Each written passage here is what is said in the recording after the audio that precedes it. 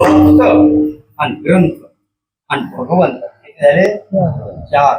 संत, पंथ, ग्रंथ आणि भगवंत 4. एकूण जर तुम्ही आले. आता चला, आता मग कसं जायचं? ग्रंथ भगवंताकडे जायचं असं तर कसं जायचं? ग्रंथ. निष्ठ ग्रंथ वाचून नाही. लग्न झालं नवऱ्याला म्हणे ते मंगळसूत्र मी नाही बांधणार, पाया जोडवे नाही घालणार. तुमच्या भाकरी कोयड्यास तुम्हाला करून देते पण मंगळसूत्र घालणार नाही. म्हणजे मग मला काय करायचं? म्हणजे मग काय पंत. पंत म्हणजे तो संप्रदाय शुद्ध. पंत म्हणजे गळ्यात माळ असणं. तसं वजर म्हणजे समजेत माणसं माळकरी समजा नसले तर आता या सप्त्यापासून माळी घाला आणि काहीतरी बदला. जीवनामध्ये परिवर्तन करा. जो पिढ्या वडीत असेल त्याला चिलगी वडा.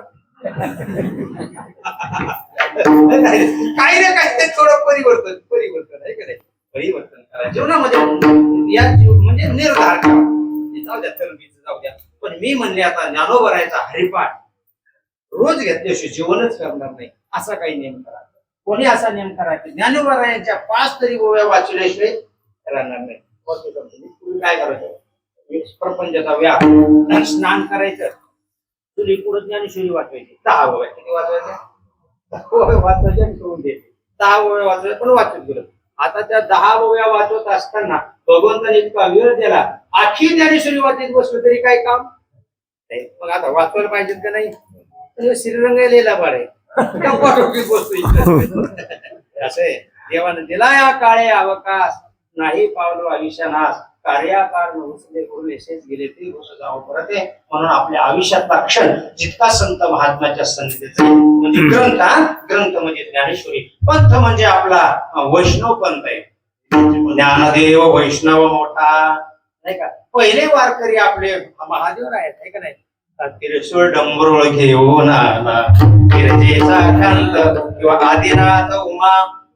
आदिगुरु आहेत. आदिगुरु शंकरा लागून शिष्य परंपरा. आदिगुरु शंकरा असणारे ही परंपरा पंथ आहे. आणि संत ज्ञानोबर आहे. आणि ज्ञानोबर आहे संत इतके धरले की आणि मग भगवंत परमात्मा अंगीकार करतो.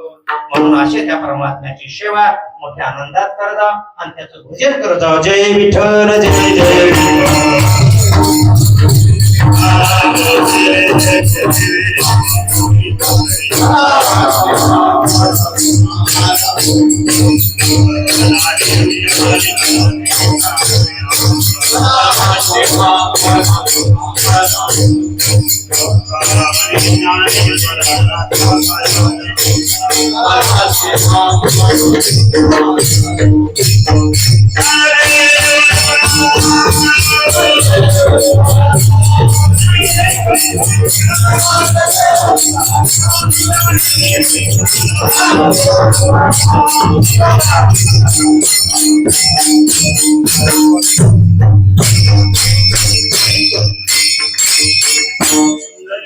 हृदय हरि विठ्ठल श्री ज्ञानदेव ज्ञानेश्वर महाराज की. रामकृष्ण हरी. आज सप्ताहातील 6वा दिवस का? 6व्या दिवसाची सेवा गुरुवर्य वैराग्य मूर्ती श्रीरंग महाराज पिंपरीकर ज्यांचं आपल्याला वेळोवेळी सहकार्य असतं. शेजारी हे शेजार धर्म पाळून वेळ प्रसंगी परोपकारी वृत्तीचे असावेत आणि ते आहेत पण. आणि उद्याचं हवणारे हरिकीर्तन ज्यांनी आपलं आयुष्यच पूर्ण परमार्थाला दिलं असे वैराग्य मूर्ती ते पण छगन महाराज ठाकळेकर. बाबाचं कीर्तन ठीक 9 वाजता चालू होईल वेळेला. आणि उद्या आपल्याला निरोप द्यायचा आहे माऊलीला. तर सर्व गावामध्ये सडा सामर्जन करून अगदी वेळेला पालखी पूर्ण घरा म्हणजे पूर्ण गावाला प्रदक्षिणा करल असं संयोजकांनी सांगितलं. काय द्यावे त्याशी व्हावे उतराई आणि ठेवीत हा पायी जीव थोडा. महाराज पालखी जरी जिंतूर तालुक्यामध्ये असेल फिरता ज्ञानेश्वरी पारायण सोहळा तरी पण तुम्ही पूर्ण पार करून प्रत्येक गावाला येता आणि सेवा करता. त्याबद्दल महाराजाचं आपण टाळ्या वाजवून स्वागत करू. आणि हा जो आवाज येतो, बाबा एक दिवस म्हणून गेले आपल्या रामभाऊ पतंगेला, पूर्णाचा पाण्याचा फायदा सगळे लोक घेतात पण जवळच्या लोकांना मिळत नाही. ते म्हणले बाबा पूर्णेतून उपसायचं साहित्य लागण ना, जसं सिस्टीम सगळीकडे जाते रामभाऊची, पण इथं काऊन नाही. पहा त्यांनी एकही रुपया नाही घेतला, त्याच्यासाठी एकदा टाळ्या वाजवा. त्यांची का ती कमी नसती. आणि आवाज आहे का आवाज हे नाही का, त्यांनी गोड असा आवाज दिला. आणि महाराजांनी सांगितलं उद्या आम्ररस आहे आणि घराघरातून पोळ्या येणार आहेत.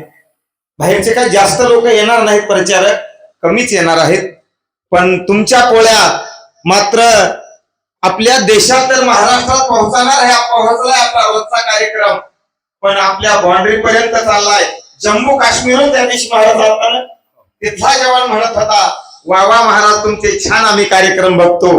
असो, मी वेळ घेत नाही, थांबतो. रामकृष्ण हरी.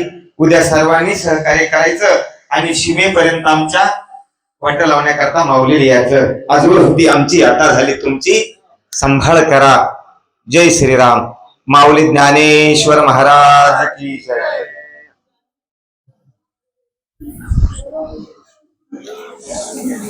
हरि ओम.